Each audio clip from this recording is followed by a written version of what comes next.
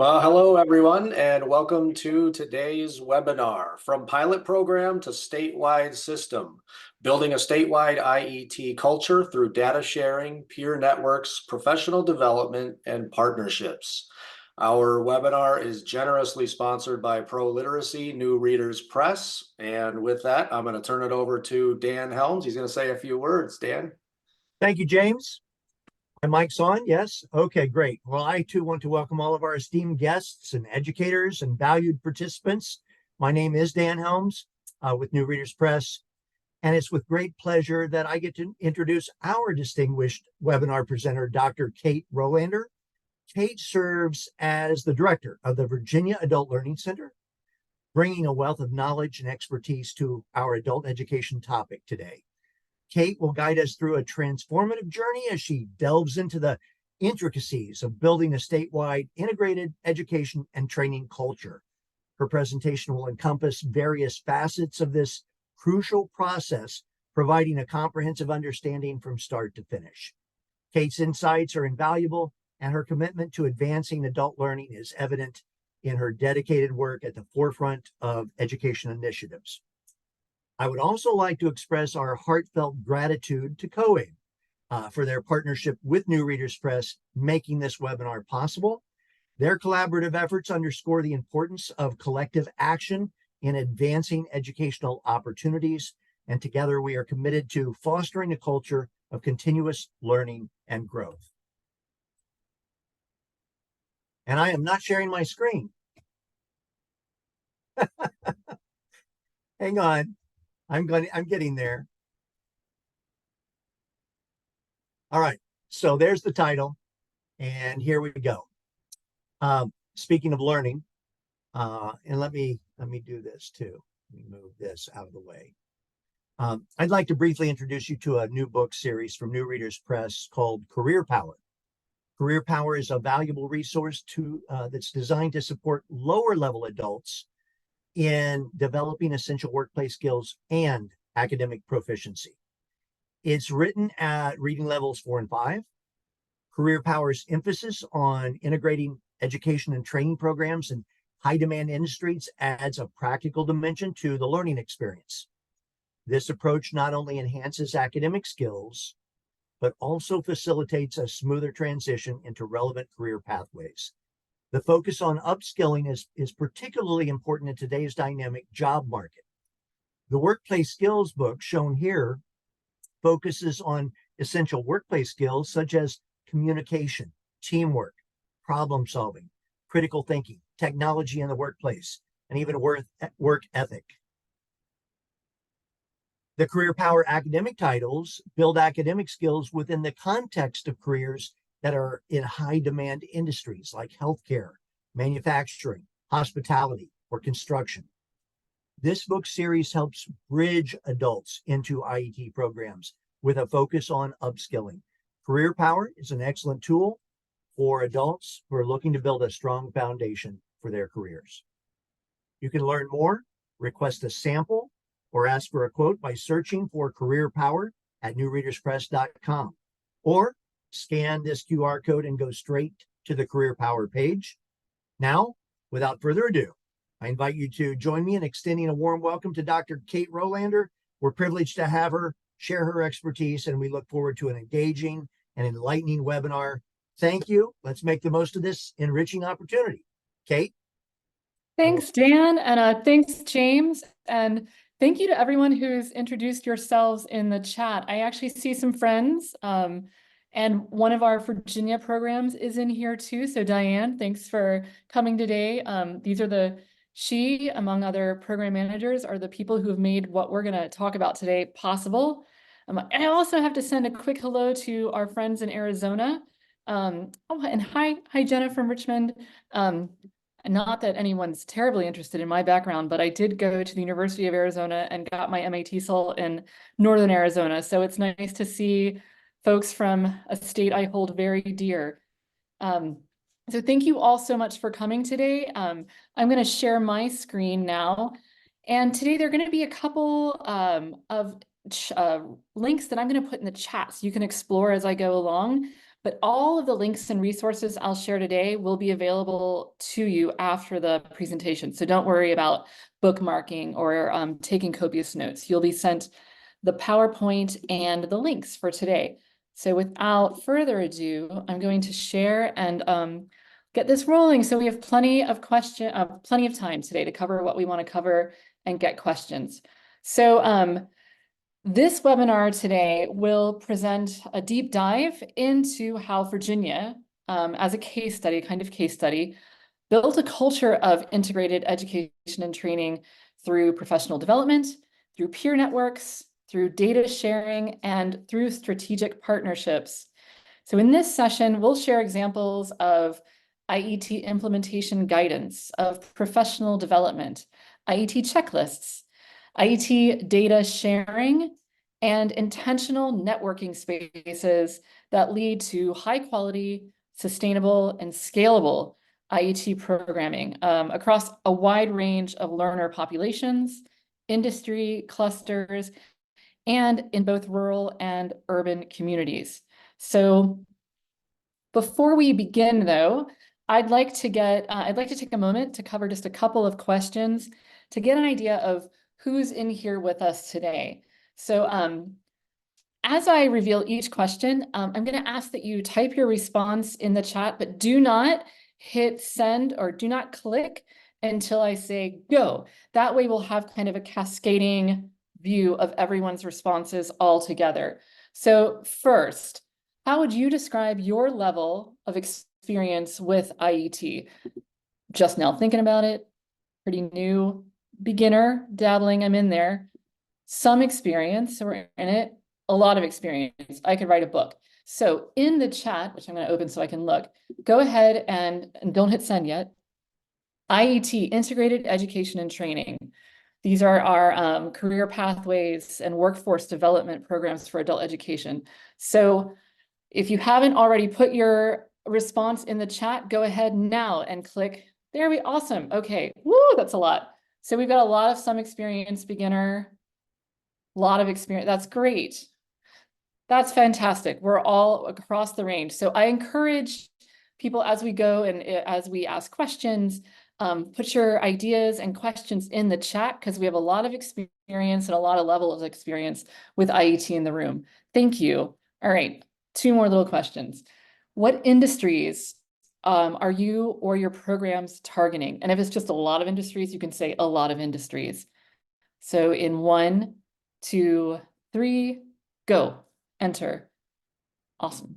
Healthcare, a lot of healthcare. Yeah, and you'll see, we're going to show the planned IETs and their planned industries in Virginia. And you'll have a link to look at some of our data visualizations about that variety. Good. Correction. Construction. CDL, this is tracking with what we're doing as well. Excellent. Childcare. Logistics. Thank you for, and one more. Manufacturing. And keep entering these as we come in. Major challenges. If you could think of 1 or 2, what are the major challenges you, your program, or your state is facing in implementing IET? And if one doesn't come to your mind right now, go ahead, hold off and just get some ideas from what comes in the chat. So we'll say, qualified instructors, training partners. Go ahead, go. Personnel, recruiting, that's huge. Soft skills, right, students, funds. Level gains, right, getting those EFL gains while we're in IETs. Curriculum development, professional development. Employers not on board. We still grapple with that too. Overlapping of all components, integrating structure, money, all of the above, all of it, right? Materials specifically for English language learners. That's especially important when we get to the credentialing and certification phases of an IET programming. A lot of those tests are at literacy levels that are just so out of reach sometimes. So great. These challenges reflect what we experience as well and what we work on. So I hope today will leave you with some ideas, places for questions, and then some resources that you can use and bring back to your partners. Right. Yeah, having significant number of students. Yes, that's where the recruitment and students, especially when you're targeting a very specific credential, it can be really difficult and challenging to find a number of students to make having an entire cohort dedicated to that seem worthwhile. So we're going to talk a lot about what we've done in Virginia to leverage our experiences and our resources to grapple and deal with some of these challenges. All right. So here's our plan for today. And a note again, all the resources shared during this presentation will be made available to you. So first, I'm going to go over what our context is because it might be similar and different to what you experience in your states. We'll go over our state office's support for IETs and monitoring IETs, how we deliver data-driven IET development, and then my bailiwick, professional development and professional learning communities that focus on IETs and career pathways work. And then finally, resource development. So we're going to share all the resources with you. They're freely available. And please ask questions and put your ideas in the chat as we go along too. And we'll try to make this as interactive as we can in the time we have. So first, because today's webinar focuses on one state, Virginia, as a kind of case study of IET development and implementation, I want to take a quick minute to cover some of the unique characteristics of Virginia's context that may be similar or may be different to your state's unique characteristics. What we share today, while specifically relevant to Virginia, is transferable to other contexts, including systems that have different fiscal agents, population characteristics, and organizational structures. So 3 main points that I'm going to share related to Virginia adult education and IET. First, Virginia's adult education programs are primarily funded through the Virginia Department of Education. We are organized into 22 separate regions across our state with local programs in each county and city reporting to a regional fiscal agent, one of those 22. Currently 6 or 7 of our 22 regional programs are situated in their local community colleges. The others are all part of their city or county school divisions. So a very school K-12 oriented system. Secondly, the Adult Education State Office in the Department of Education funds through leadership funding a professional development center, the Virginia Adult Learning Resource Center, which is where I work. This funding is channeled through Virginia Commonwealth University, where we are housed, and we work closely with the state to develop, deliver, and consistently revise an annual scope of work to serve the state's publicly funded adult education programs. And thirdly and lastly, for the context, in 2008, through innovation funding from our governor's office, we developed a career pathways program called Plugged In Virginia. Now, Plugged In Virginia is a model of co-enrollment between adult education and post-secondary institutions. At that time, it was the community colleges. And this was piloted in one location in southwestern Virginia. At that time, we invested in an external evaluation of that program, and from there, developed guidance and professional development to be able to scale that model to other locations. Plugged In Virginia preceded the WIOA reauthorization in 2014 by about 5 years from implementation, and it does meet the conditions for IET. So with this, Virginia had a strong model in place of IET and a network of practitioners across the state who were accustomed to working in partnership with occupational trainers to develop IET. So on that, and I'm not going to go too much into the Plugged In Virginia model, although all the resources we developed for it will be available too. This was a familiar model to us with dedicated resources and a statewide network when the 2014 reauthorization of the Workforce Innovation and Opportunity Act, WIOA, spelled out IET requirements. So as you can see here on this slide, especially the graphic on the right, the learner outcomes are a little more specific than federal IET guidelines, but they align with current IET policies. And we've continued to build and expand on this model to build out this kind of programming. So as you can see here, the learner outcomes on the right, this was when this was first, the guidance was first developed in 2012, but a GED credential or secondary credential was part of the the expected student outcomes, industry recognized credentials.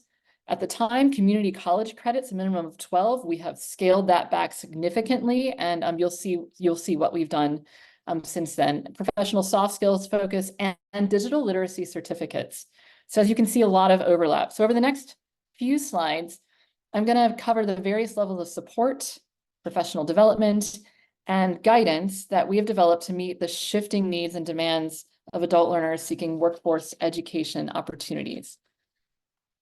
And for those who have just come in since we began, we will be sharing this PowerPoint presentation and all of the links and resources that are presented here at the end of the webinar, and you'll get that in an email. So don't worry if you've missed out on anything so far.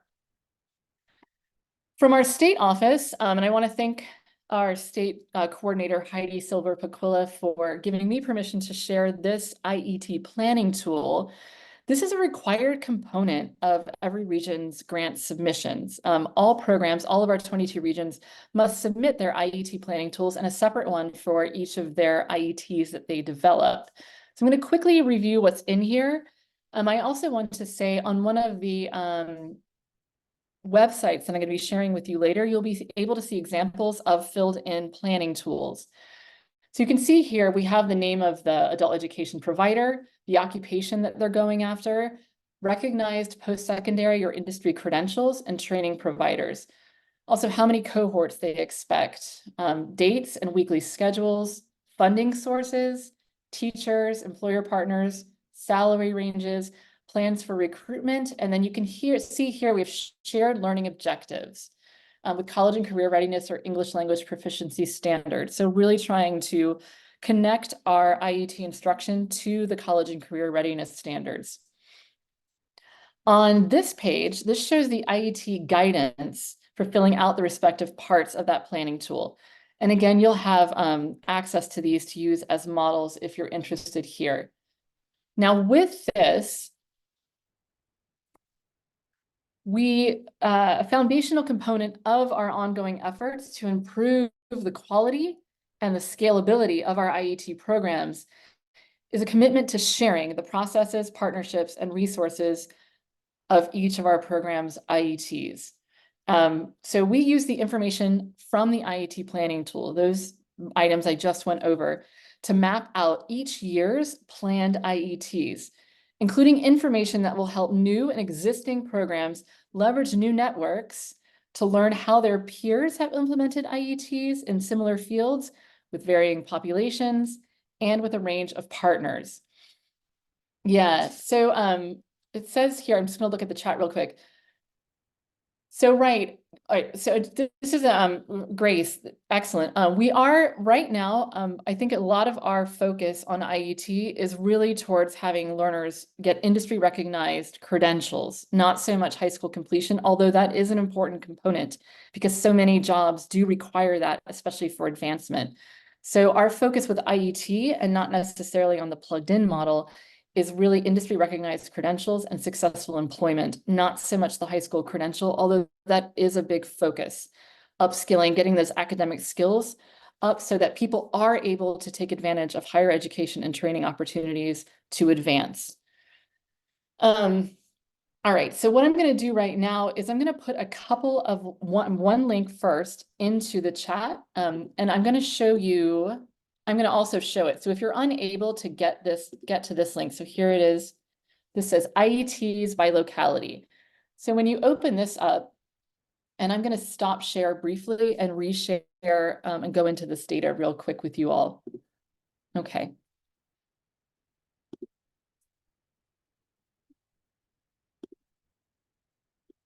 All right. Could somebody in the chat give me a thumbs up or something to say, yes, we can see the map? I just want to, yay, thank you, Britta. All right, so here we have from the IET planning tools, and I want to thank Jenna Kelly, who's on the line, because she puts all this data together, and then we work together to make sure the software recognizes it and gives us these pretty maps.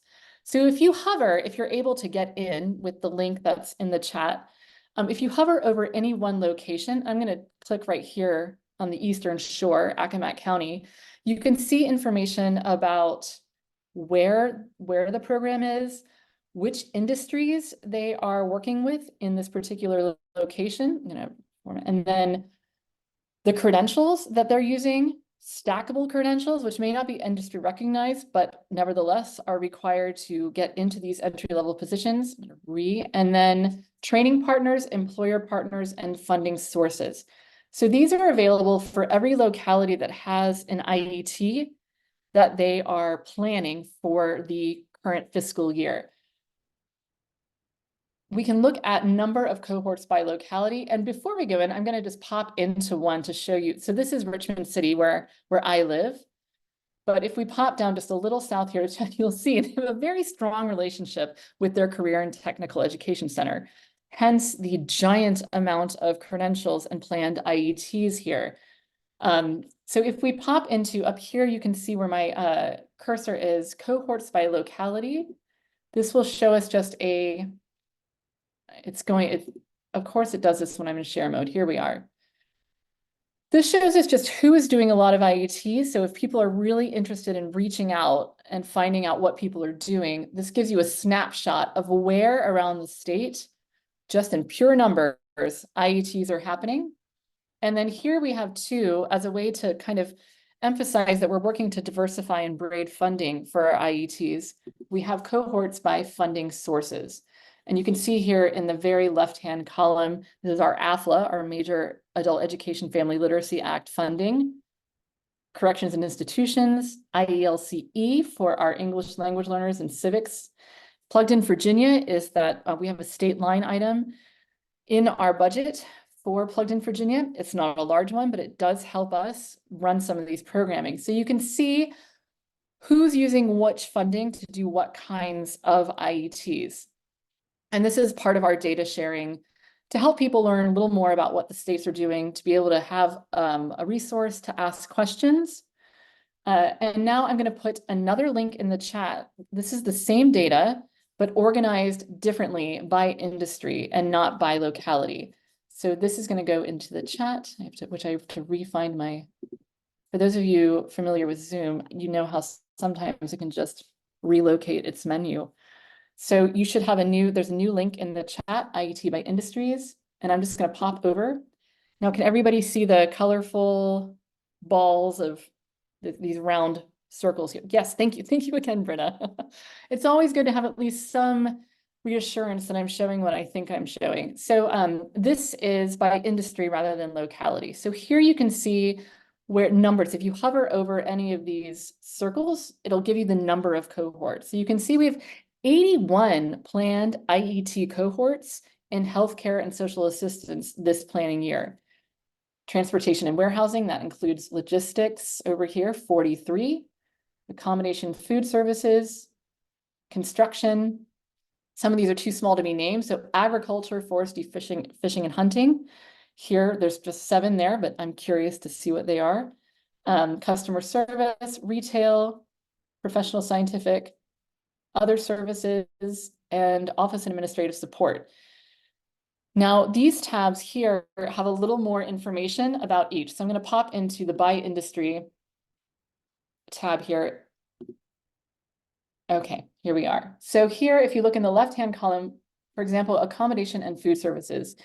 First, we have the program name, so you know who is working on these cohorts, but then you can look at the different credentials. What are they using?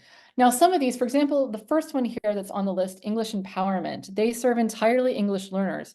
So if you are also a program who's working to build an IET for English learners, this might be a good program to look at and to ask questions about. How are you preparing learners? What are the work experiences? What kinds of employers have you been working with?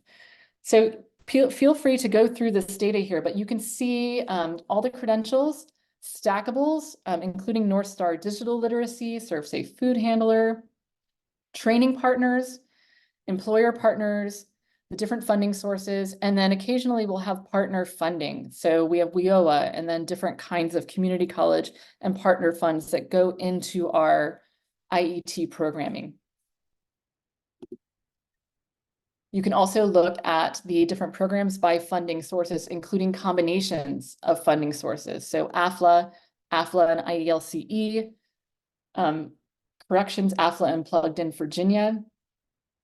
So you can see the different kinds of funding that people use for specific industries, credentials, and populations. Cohorts by funding source. So you can see the majority are being run solely on AFLA funding, 129 of our total. And then the different kinds of combinations here. Any questions or comments on the data? I'm going to stop my share, but these links are in the chat. And again, I'll also be sharing a web page that has links to these on it. So if you lose them in the chat, you will get access to them before we start up again, or before we end the webinar today. All right, I'm going to go back and share my screen. Kate, there was a question about what career readiness certificates do you use? Oh, right. Well, we had one called the Career Readiness Certificate. And then, oh my CRC. goodness. The CRC, correct. There was another one. Oh my goodness, I'm going to remember it. I'm definitely going to remember it. If any of my Virginia colleagues can remember the other career readiness credential we have used, that we have not, those are not a requirement of our IETs that they have a career readiness kind of credential or certificate, but we do incorporate them into the instruction, those workforce preparation activities, soft skills. Maybe that's right. Diana's a very strong Virginia for IET practitioner, national career readiness. I'm going to think of it, Dan, and I'm going to get that answer to see what else we use. There may be some examples in that list there too. But we'll remember. I'm going to put that as a note, and if I can't remember during the presentation, I will make sure to send that out.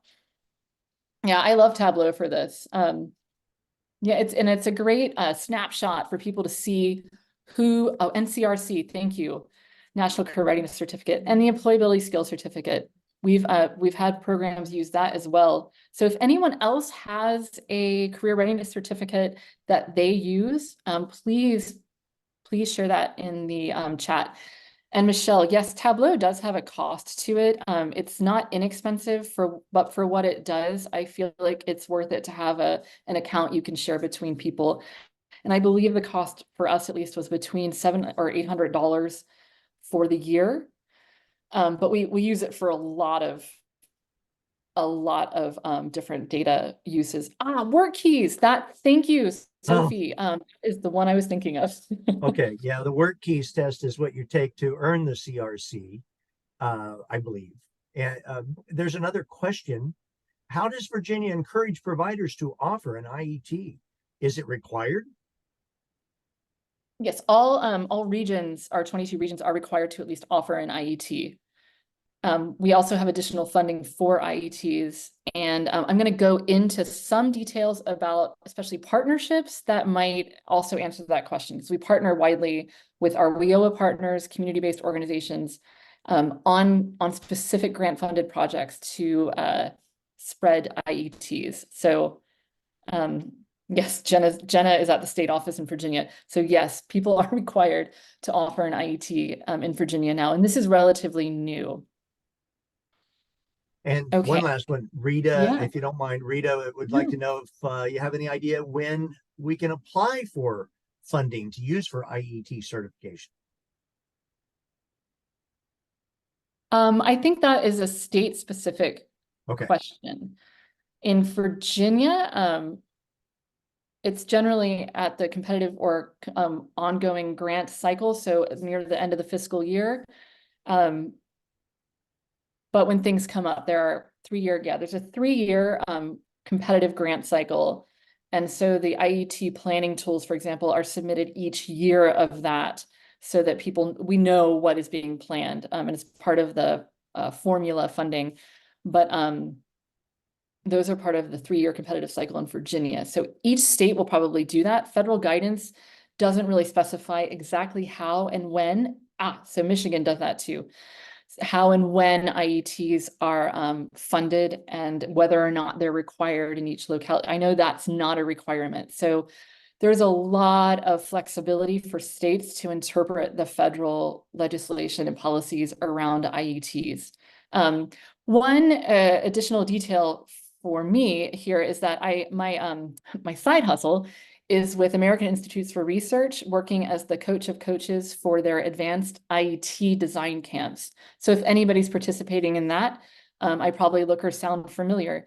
And with that, we work a lot with different states on helping to implement, and yay, Carrie did that. It's a great program. So if you haven't gone yet, definitely check out the links, Advanced IET webpage. Lots of great resources there, including Train the Trainer. So hi, Betsy, and hi, Chrissy. Chrissy just put the link in there. Thank you, Chrissy.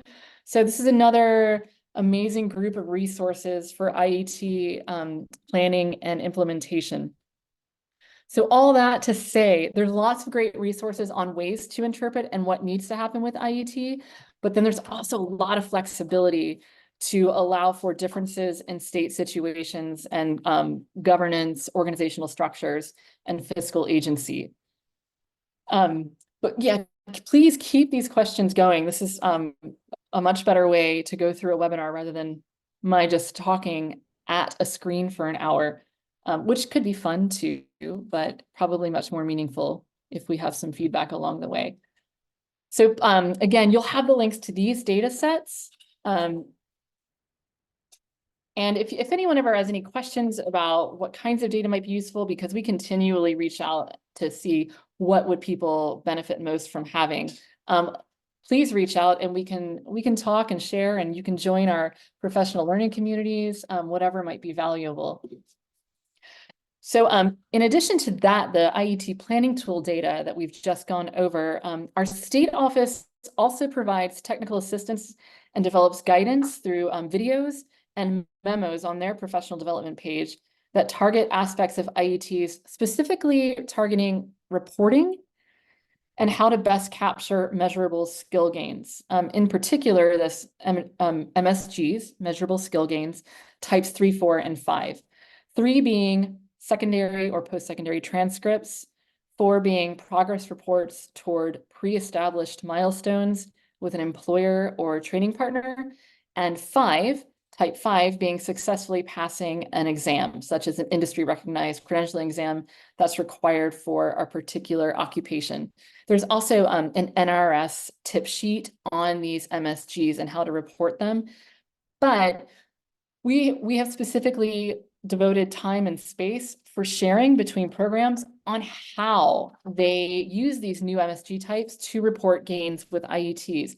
In particular, that the progress towards milestones. So in our last meeting right before the break, we really had people share examples of what that was, because it seemed abstract, and it's really hard to go from an abstract, progress toward a milestone to something that equates to a measurable skill gain. So we really do put the time and space aside for people to share what they're doing, get feedback from the state office on how that counts, and how to scale that out. And we're still working on developing more guidance on that. So Michelle's question, that kind of guidance, will any of those examples be shared? We will, yes. And I'm going to share with you soon in a couple slides something called our IET blueprint.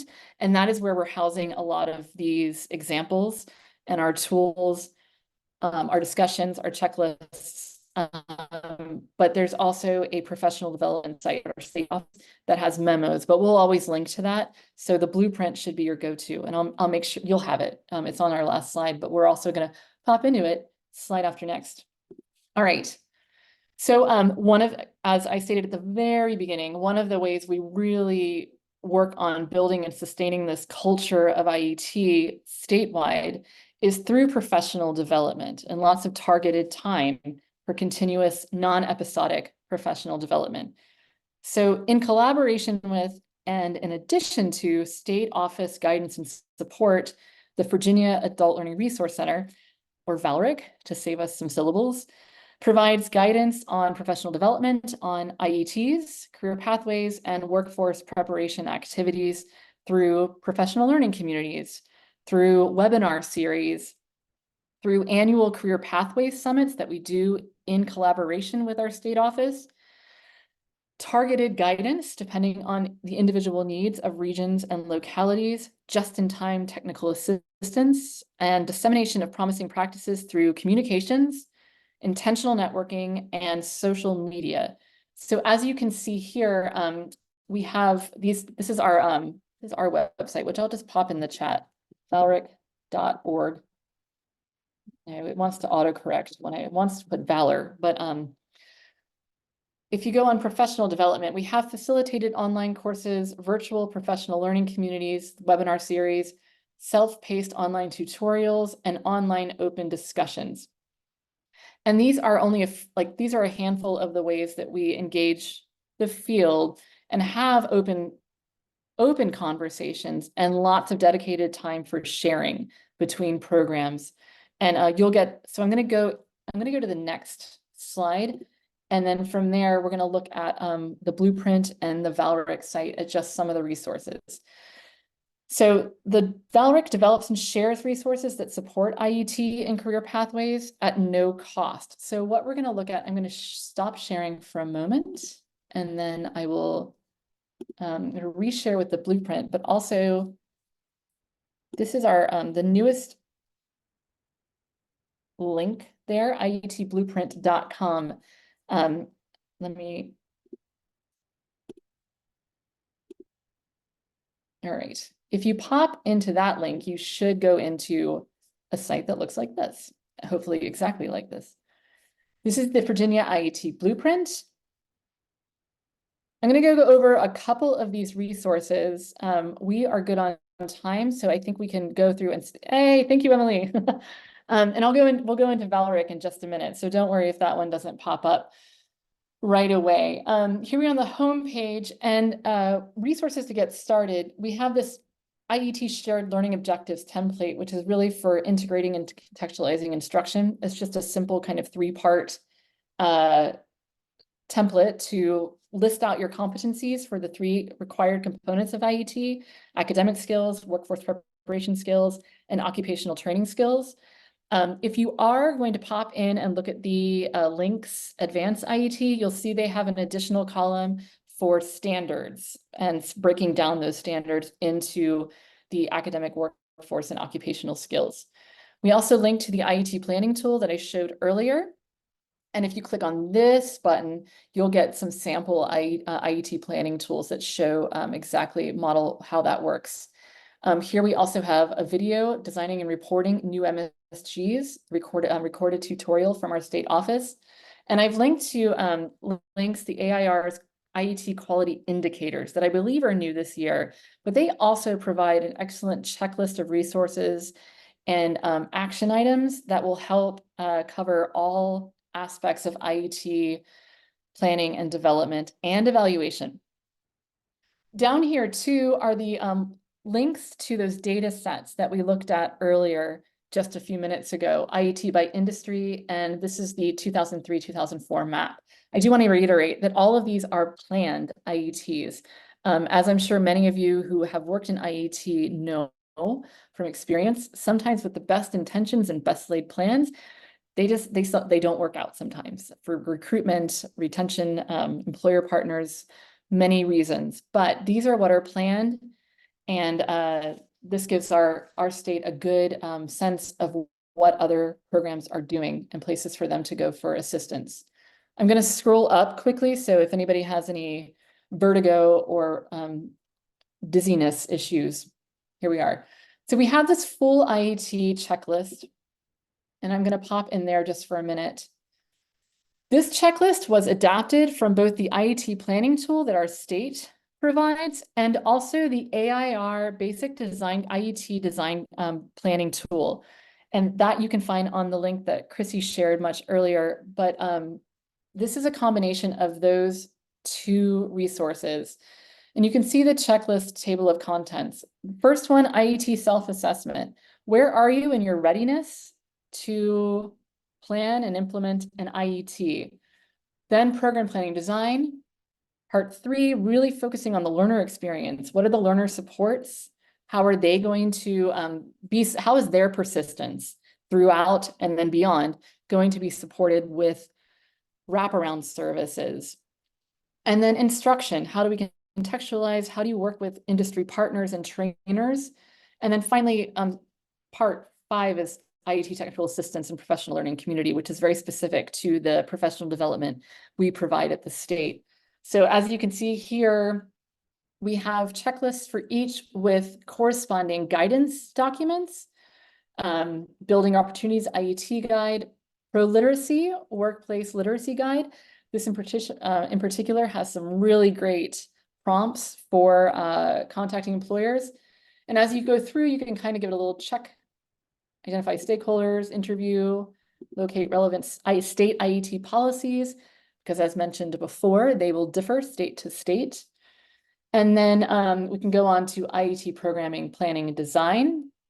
So here we have links to the IET design toolkit, which is a great resource. I really recommend popping in there.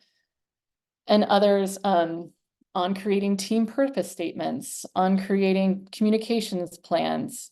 So we've really tried to curate a lot of action items and checklists and put them in one location that's online. I will say that I do not update this as often as I would like. So if you see broken links, I'm going to get on that and quickly. But please feel free to use, adapt, share this resource. There's some great videos, some great resources, and some great guidance in here. The other, I'm going to stop share again a moment. So the last link I'm going to share and go into, this is our site, Valric, the Virginia Adult Learning Resource Center. There's two things I'm going to pop in, two things I'm going to pop into. One is our professional development opportunities. Well, actually 3: professional development, events, providers, and then community to end that up. So this is our Virginia Adult Learning Resource Center's website. And we have a lot going on in here. What I'd like to first start is resources. And here is where we curate and store resources related to many different topics. I'm going to pop into career pathways very quickly. And you can search here or use the magnifying glass up here to search for anything that you can think of. And we have featured career pathways resources that stay here, including our blueprint, and then several other either outside external resources that we find very valuable or things that we produce in-house. And I'll talk about some of the things we produce through our partnerships. So we have a lot of resources available on the site that are freely available. I'm going to pop into really quickly into the professional development opportunities, which I showed earlier, but you can see, you can pop in and find out what we have on offer. And this is just as a template for how we do professional development in the state. But we try to have a mixture of things that are readily available for just in time, planned, always accessible, and then things that people can request for just in time or for PD that really needs to meet a targeted specific need. So we work very closely with our partners and our the regional practitioners around the state to make sure that we can be as responsive as possible to needs in the field, while also fulfilling the priorities from the state and from legislation and from our partners. We have our events calendar here, and this is just another example of communication and how we make sure people are aware of what's going on in the field. So you can search this by month, and we also send out lots of communications through listservs and monthly emails and reminders when special events and webinars come. And then our provider directory provides a map and readily available contact information for every single provider that we have around the state. So this is another communication tool that allows new and very experienced program and adult education practitioners to locate others within the state to use as peer mentors for information, for networking, whatever their needs are related to adult education. So there is our provider directory. The last thing I'm going to go into is our community. And this is another way that we publicize and highlight and raise up the voices of local programs. So we have 2 podcast series, Voices from the Field, and these are adult education leaders about what's happening in the field and throughout Virginia. Stories from the Field come from adult educators and others who really work with students about their challenges, about successes, program initiatives, and even discussions about larger challenges for our field. So this is one that's really closer to raising our teacher voice. Spotlight is a relatively new project we are implementing at the Resource Center. It is a publication of learner work. And if you pop in there, we have 2 issues available and are working on solicitations for the 3rd. But you'll be able to pop in and see stories written by individual students. You should be able to get the full magazine as well. But these we've been also developing webinars on how to use these resources for instruction as well. But you'll see some that relate to all aspects of adult education, including workforce training and IET. So this is another example, I'm going to stop share again just for a moment, of ways we are communicating best practices, learner voice, and teacher voice in adult education and IET to the field. So let me get back to my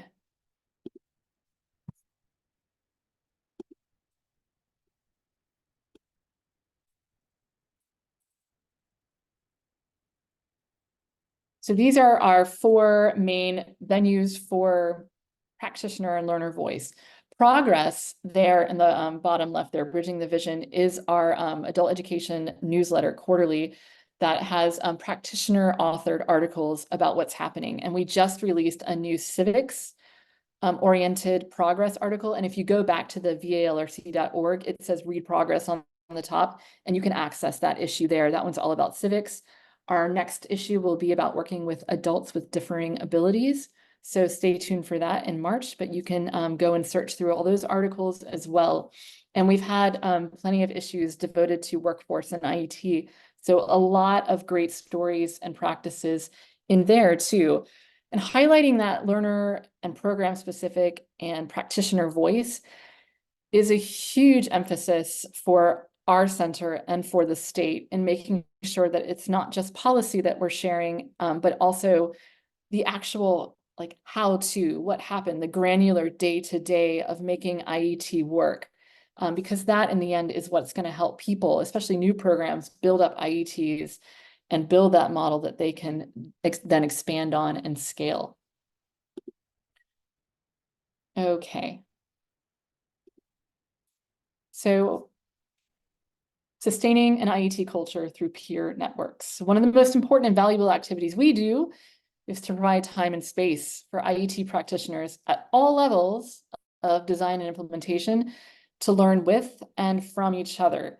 And we do this through monthly virtual PLCs, professional learning communities, that are open to all who are interested in career pathways and IET, and workplace education as well. Often with a guest speaker or a featured resource that we share, and then plenty of time devoted to intentional sharing between programs, usually in breakouts, so they can speak without one of us state folks listening in on the conversation. And they can engage in formal sharing, and we can kind of report out. So these bullet points here really highlight the important aspects of this kind of PLC and open conversation sharing. Transparency, creating that safe space for people to share challenges and outcomes. Leveraging each other's expertise on fundamental questions. We've been grappling with how do you really define what an IET completer is? Is it when they complete the industry recognized credential? Is it when they achieve an EFL gain? Is it time? Is it completion of portion of a transcript? What does it mean to have a completer for reporting? What does monitoring IET and IELCE look like? What are some tools for really looking at what a program is and where it can improve and where it's strong? How do we standardize that process. How are people recruiting learners, especially for IETs that are very industry and credential specific? That's a huge challenge, trying to garner that amount of interest for a singular IET focus. And then how do we engage meaningfully? How do we meaningfully engage industry partners in IET development and implementation? And a lot of that sharing of stories and sharing ways that other people have done it. So we do this again through continued non-episodic professional development that keeps on going, and so that there's always a space. Primarily, we do this through partnerships. And in the next slide, I'm going to quickly go over what a lot of these logos stand for. So at the state and local levels, we really prioritize and focus on building partnerships. And here you can see the first 4 columns here are the 4 titles of the Workforce Innovation and Opportunity Act. We partner in Virginia a lot with the Virginia Community College System for co-enrollment. We partner in the Richmond area a lot with the Community College Workforce Alliance to develop bridge programming for their credential programs, to do IETs as they have the occupational trainers, and to plan out and develop curriculum that others can use. Title II is our adult education office, who provides funding and guidance. We do work with the workforce innovation boards. Those WIBs, that really is and hi Gary. That goes differently depending on the region, but we can talk about those examples too. And what are some promising practices out of WIB development in IETs? Virginia Employment Commission, especially their Trade Adjustment Act, we were able to expand, for example, our plugged-in model to lower skill levels, and they had funding to build programming for people whose jobs were outsourced, to retrain and develop their skills and expertise for new jobs in their local areas. And they came to us and we developed a model for them, and they were great partners who used adult education models and co-enrollment to make sure learners were supported in learning and preparing for new jobs and skill sets. Title IV, we work with a lot. In Virginia, it's the Department of Aging and Rehabilitative Services, DARS. They work with individuals with disabilities. So we've been able to work with them to develop bridge programs and IETs specifically for adults with disabilities. They also do their own recruitment, which is very helpful, and provide a lot of the funding for occupational training and certificates. So they've been a great trainer and are very invested in adult education practices for their learners. And through our work with them, if you go into our website and look up resources and training, we've been able to develop trainings, both synchronous and asynchronous, for working with adults with disabilities. So please check that out or contact us for information. Community-based organizations, in addition to, we've been able to work very closely with our literacy organizations and our refugee resettlement organizations to reach new groups of learners who maybe perhaps weren't quite ready to join an adult basic education class at their local program, or for those refugee resettlement organizations did not know how to contact, or even if that was in existence, English language programmings that were free to them in their communities. So we've been working very closely with the Office of New Americans, which is in the very right-hand column in the Department of Social Services, to work with their refugee navigators to make sure their clients, their new refugees and immigrants, are referred to our programs when appropriate, and that we can support that transition and develop navigational roles so that they are able to, refugee clients are able to work more closely with the refugees and newcomer immigrants to access all the services available to them as part of the workforce development system. So we're working very closely with those partners. And in interest of time, I just here, the Virginia Manufacturing Institute and other trade organizations have been invaluable partners in really working to hone our occupational training cohorts, what's available to them, what kinds of soft or employability skills are most important to include, and where are the gaps that employers are seeing. And we can work with those organizations to really target and tailor to employers' needs with those gaps that they see in their current workforce. The governor's office continues to fund through a line item in their budget the Plugged in Virginia project. It's not a giant line item, but it's a good dedicated space of money for integrated education and training, career pathways for adults. And then, of course, we work closely with Goodwill, both locally and at the state level, to provide training, resources, employability skills, and even digital skill building and resume building. Yeah, they're a great resource. Absolutely excellent. So with that, that's a ton of information. And I really thank you so much, everyone, for all the participation in the chat. The two major resources here are the IET Blueprint and the Virginia Adult Learning Resource website. All of the resources I've shared today are linked on those two pages. And here too is my contact information. I can also be found on the About page of the Valrec site. And I am always very happy to answer questions, talk with people, and share whatever we can share and learn from what other states and programs are doing. So thank you all very much. Thank you, Dan and James, for having me. And I hope to hear from many of you in the future. Speaking of questions, Kate, there are a couple more.